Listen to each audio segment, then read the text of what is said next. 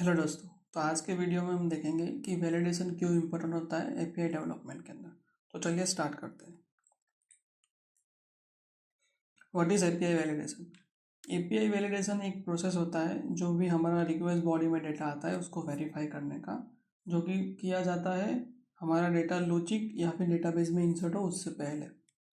ठीक है, तो इस प्रोसेस में हमको क्या क्या चीज़ें इंश्योर करनी है कि हमारा डेटा करेक्ट फॉर्मेट में होना चाहिए, कंप्लीट होना चाहिए और सेफ भी होना चाहिए, और हमारा डेटा हमारे बिजनेस के रूल या फिर रिक्वायरमेंट है उसको मीट करना चाहिए, सेटिस्फाई करना चाहिए।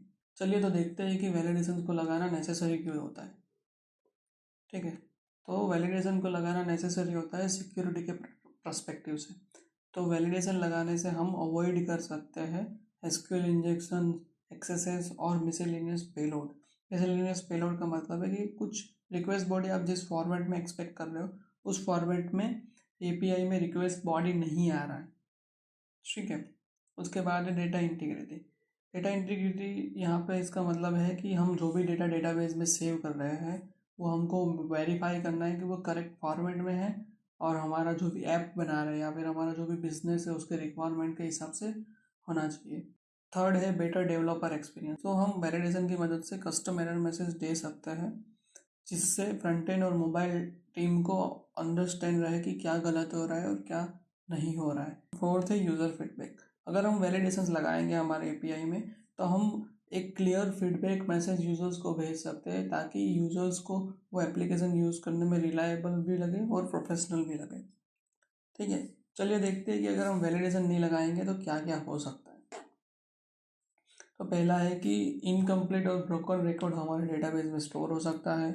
दूसरा है कि अनएक्सपेक्टेड डेटा टाइप की वजह से हमारे कुछ डेटाबेस क्रैश भी हो सकता है। जैसे कि हम एक्सपेक्ट कर रहे हैं बुलियन वैल्यू और यूआई हमें भेज रहा है या फिर फ्रंट एंड डेवलपर हमें भेज रहा है स्ट्रिंग वैल्यू, जो अगर हमने वहाँ पे क्रॉस चेक ही नहीं लगाया होगा, वैलिडेशन ही नहीं लगाया होगा, तो वो डेटाबेस में इंसर्ट हो जाएगा और वो हमारा डेटाबेस में क्रैश भी कर सकता है। ठीक है, उसके बाद है कंफ्यूजिंग और missing error message for front end team. अगर हम वैलिडेशन नहीं लगाएंगे, कुछ भी मैसेजेस भेजेंगे तो फ्रंट एंड टीम और मोबाइल टीम कंफ्यूज होता रहेगा एरर मैसेज की, सही एरर मैसेज ना होने की वजह से।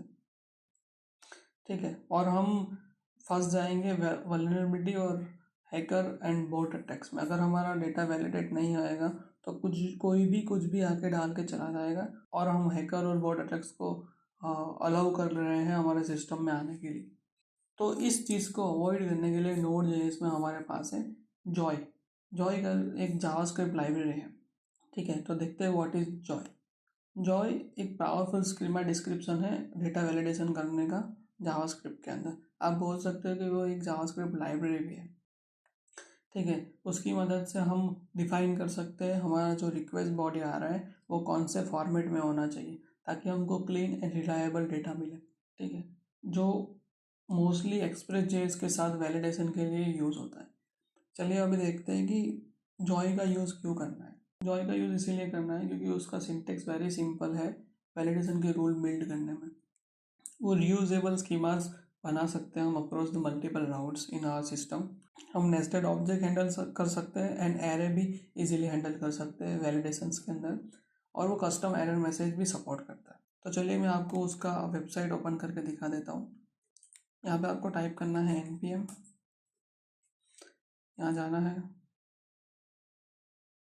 और यहाँ पे टाइप करना है जॉय और सर्च पे क्लिक करना है। तो आपको ये पहला रिजल्ट मिल जाएगा एग्जैक्ट मैच वाला, उस पर क्लिक करना है और आप यहाँ पे देख सकते हो कि इसको इंस्टॉल कैसे किया जाता है। और यहाँ से आपको नीचे थोड़ा स्क्रॉल करोगे तो यहाँ पे इसका ऑफिशियल डॉक्यूमेंटेशन भी मिल जाएगा। ठीक है, यहाँ पे आपको उसका डॉक्यूमेंटेशन मिल गया है। तो अब यहाँ पे थोड़ा ब्रीफ कर लेते हैं जॉय का। तो जॉय का सिंटेक्स आप इसको ऐसे इंपोर्ट कर सकते हो। अगर आप रिक्वेस्ट बॉडी में ऑब्जेक्ट एक्सेस कर रहे हो तो जॉय डॉट ऑब्जेक्ट करके लिखा जाता है और इसका ये फॉर्मेट है, एक स्कीमा बना रहा है।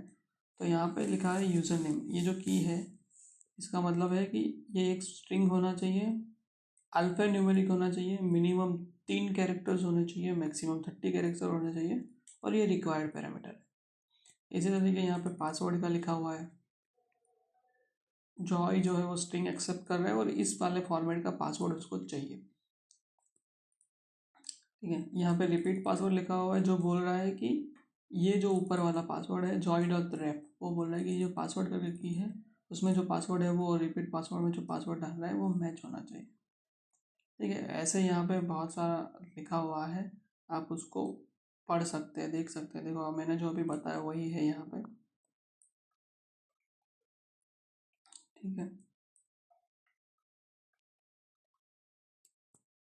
ओके, आप इसको पढ़ सकते हैं।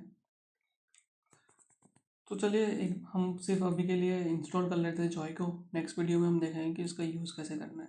तो कॉपी करेंगे, VS कोड में जाएंगे हमारे और यहाँ पे कर देंगे पेस्ट।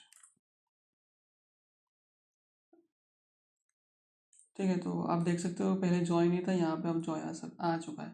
तो इतना ही इस वीडियो के लिए। Thank you so much for watching. Please do like, comment, share and subscribe.